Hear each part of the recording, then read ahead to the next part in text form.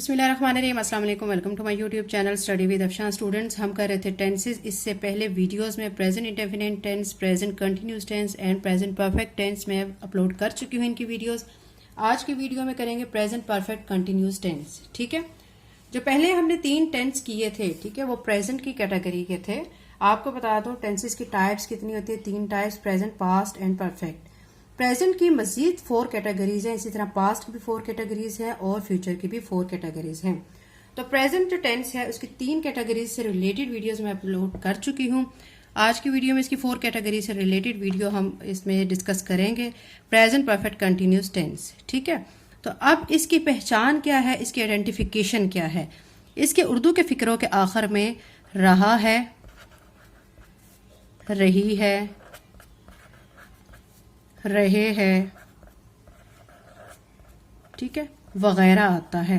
अब आप सोच रहे होंगे कि जो प्रेजेंट कंटिन्यूस टेंस है, ठीक है, उसमें भी फिक्रों के आखिर में रहा है, रही है, रहे हैं वगैरह आता है, लेकिन वहां पे टाइम का जिक्र नहीं होता। ये ख्याल आपने रखना है।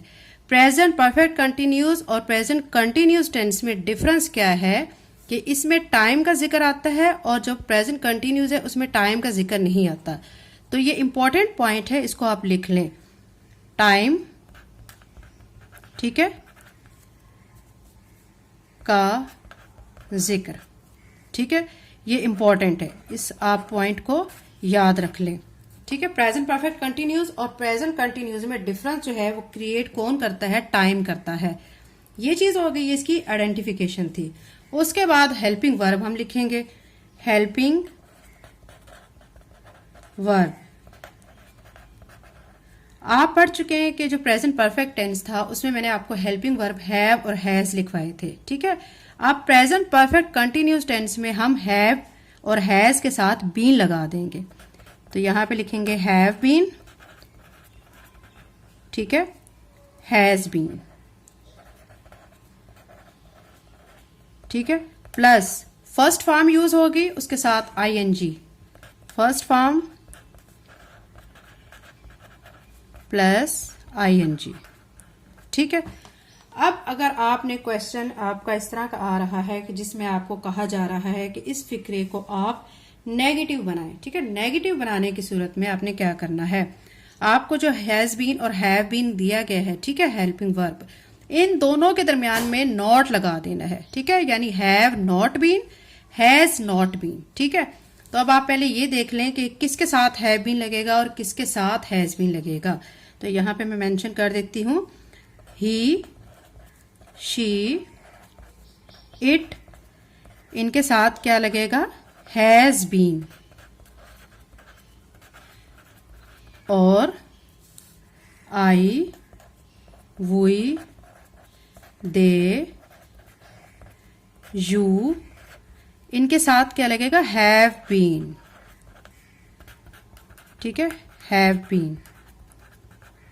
ये चीज आपको क्लियर हो चुकी है। इसके अलावा यहां पे यूज करेंगे हम since and for. Since and for.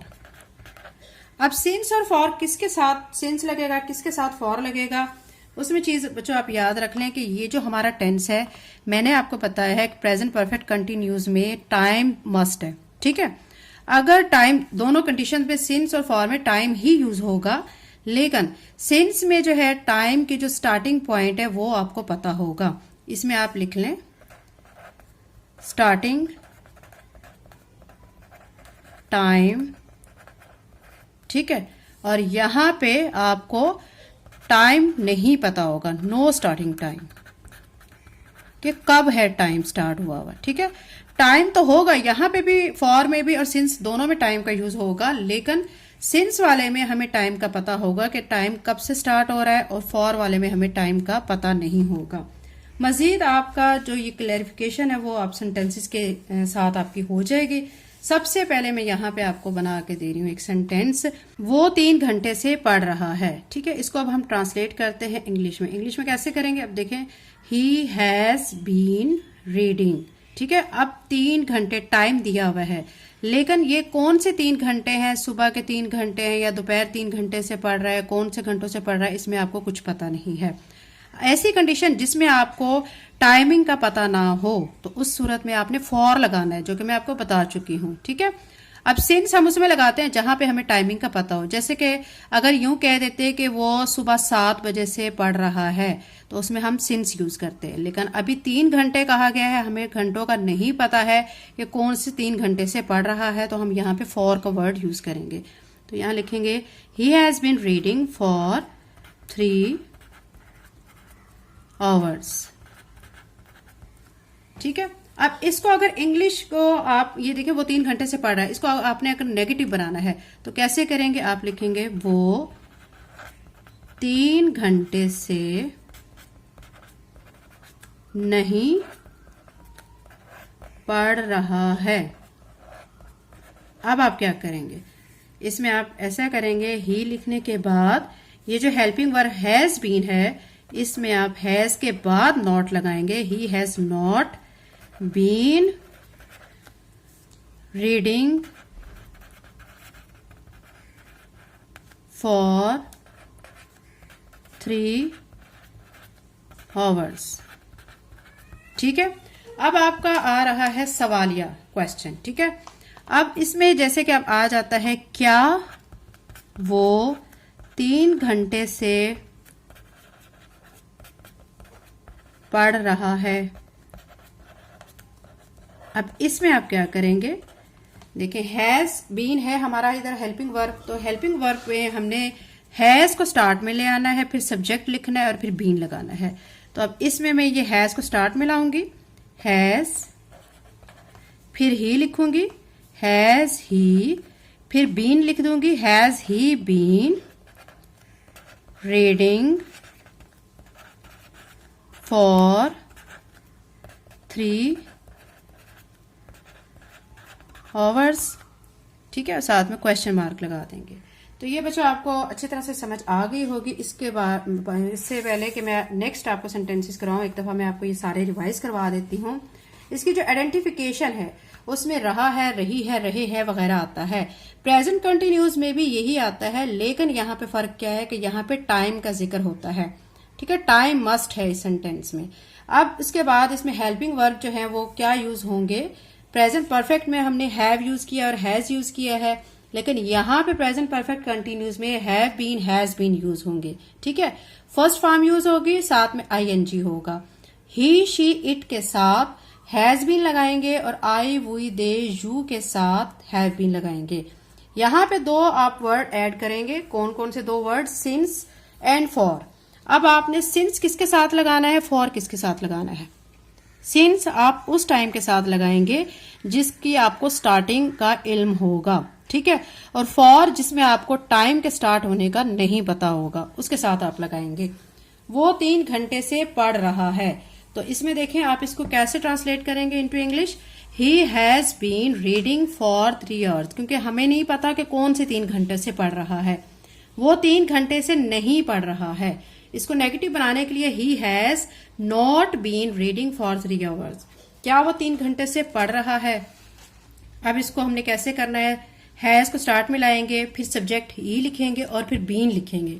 Has he been reading for 3 hours. तो ये बच्चों इसकी एग्जाम्पल थी। मजीद इसके एग्जाम्पल्स करते हैं। अभी बच्चों मैंने आपको फॉर वाली एग्जाम्पल दी थी। ठीक है, फॉर वाली एग्जाम्पल यानी हमें टाइम तो पता था, लेकिन कब, कौन सा टाइम था, कहाँ से स्टार्ट हो रहा था, उसकी स्टार्टिंग पॉइंट नहीं पता था। ठीक है, अब मैं आपको सिंस की एग्जाम्पल देती हूँ। ठीक है, सिंस कहाँ पे यूज होगा? जिसमें हमें टाइम का पता होगा। ठीक है, यानी स्टार्टिंग पॉइंट हमें पता होगा। अब ये जो फिक्रा है वो रात से सो रहा है। देखें, सो रहा है। ठीक है, रहा है मतलब ये क्या है? प्रेजेंट परफेक्ट कंटिन्यूज है, क्योंकि इसमें टाइम भी आ रहा है। ठीक है, अब टाइम का जिक्र है, लेकिन टाइम भी हमें पता है रात से सो रहा है। तो ठीक है, जिसमें हमें पता होता है टाइम का, तो उसमें हम सिंस का वर्ड यूज करते हैं। ठीक है, तो अब इसकी ट्रांसलेशन कैसे करेंगे? ही हैज बीन, अब फर्स्ट फॉर्म SLEEP, स्लीप, साथ में ING ऐड करेंगे। He has been sleeping. ठीक है, अब हमें पता है रात से सो रहा है, तो इसमें हम क्या यूज करेंगे? Since, since night. वो रात से नहीं सो रहा है। अब इसको हमने नेगेटिव में कन्वर्ट करना है, ठीक है। कैसे करेंगे? ही हैज लिख के नॉट सेंटर में लगाएंगे और बीन उसके बाद आ जाएगा। He has not been sleeping since night, ठीक है। ये इसका नेगेटिव हो गया। अब हमने इसका सवालिया बनाना है। कैसे बनाएंगे? क्या वो रात से सो रहा है? इसको अब ट्रांसलेट करेंगे। कैसे करेंगे? Has he been sleeping since night. उम्मीद करती हूँ बच्चों आपको प्रेजेंट परफेक्ट कंटिन्यूस टेंस की अच्छी तरह से समझ आ गई होगी। सिंस हमने स्टार्टिंग पॉइंट जिसका हमें पता होगा टाइम का, हमने वहां पे लगाना है। फॉर जिसमें हमें टाइम का नहीं पता होगा, ठीक है। अगर जैसे कहा जाता है फॉर 1 डे, फॉर 5 डेज, ठीक है, फॉर 3 वीक्स, फॉर 3 मंथ्स, तो इसमें हम फॉर यूज करेंगे। अब हम अगर कह देते हैं कि सिंस मंडे, यानी मंडे से, ठीक है, जहां पे हमें स्टार्टिंग पॉइंट पता होता है तो उसमें हमने सिंस लगाना है। उम्मीद करती हूँ आज की वीडियो आपको अच्छी तरह से समझ आ गई होगी और आपके तमाम concept present perfect continuous tense से रिलेटेड कॉन्सेप्ट क्लियर हो चुके होंगे। अगर आपको वीडियो अच्छी लगी है तो चैनल को लाइक करें, सब्सक्राइब करें, वीडियो को लाइक करें, बेल नोटिफिकेशन ऑन कर लें ताकि मेरी आने वाली वीडियो का नोटिफिकेशन आपको टाइम से मिल सके। Thank you and Allah Hafiz.